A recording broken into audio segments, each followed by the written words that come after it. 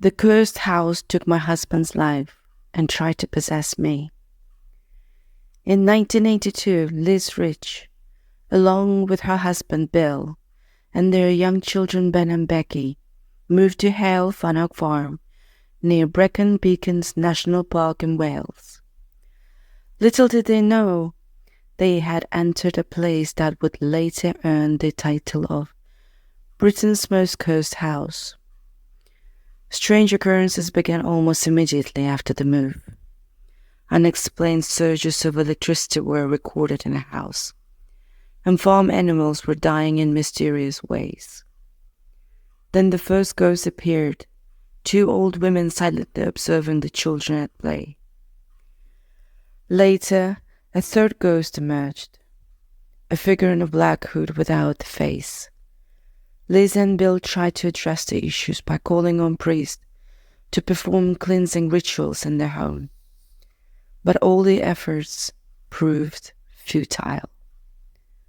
According to Liz, the cleansing was done hundreds of times, but the problem persisted.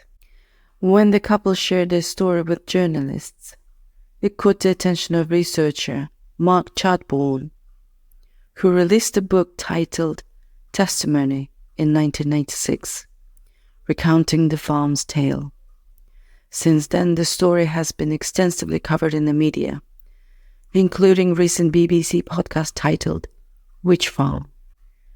Currently, Liz is 63 years old, and she continues to insist that everything told about their house is true.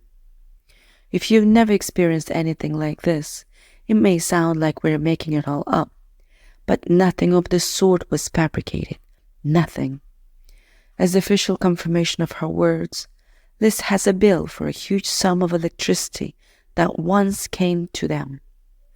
They repeatedly called on expert electricians who tried to find the source of such enormous electricity expenses on a farm, but never discovered anything specific.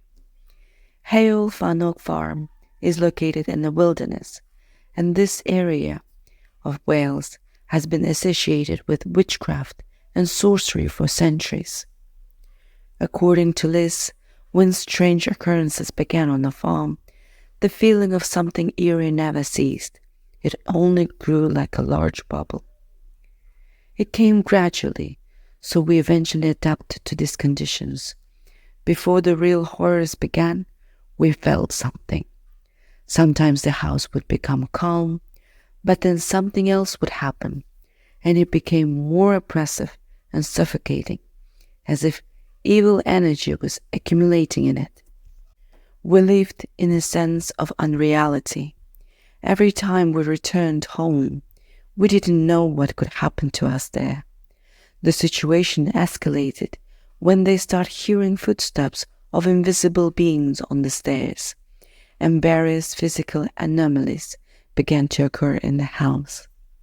I always tried to find logical answers, but the problem is that there is something happening here for which you can't find a logical explanation. How can you explain something when you're standing, looking at the door, and it closes on its own, making loud noise? How can an oil radiator heat up when there is no oil in the tank? It was then that I thought we had a serious problem in our house.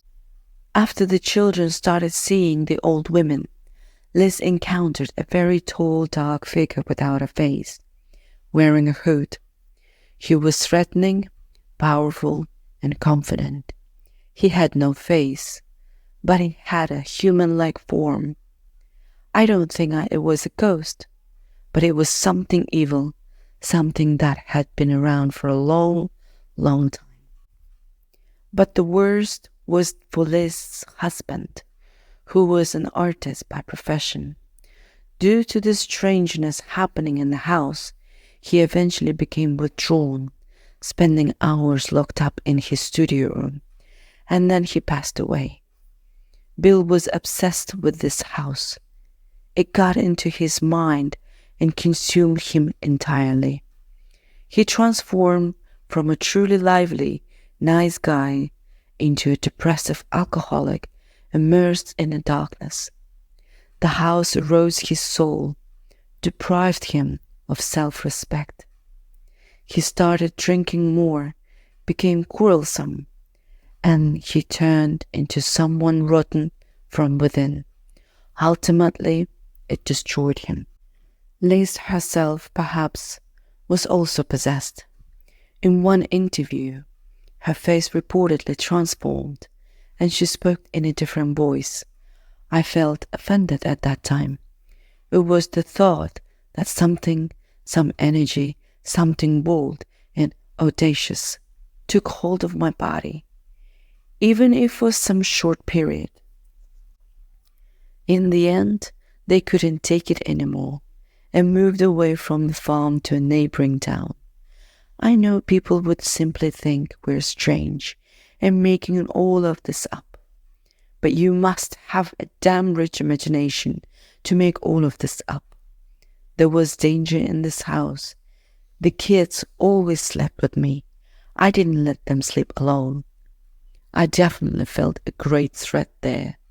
When you encounter evil, you know it. Ghosts no longer scare me because I've encountered such evil in my life. It's true.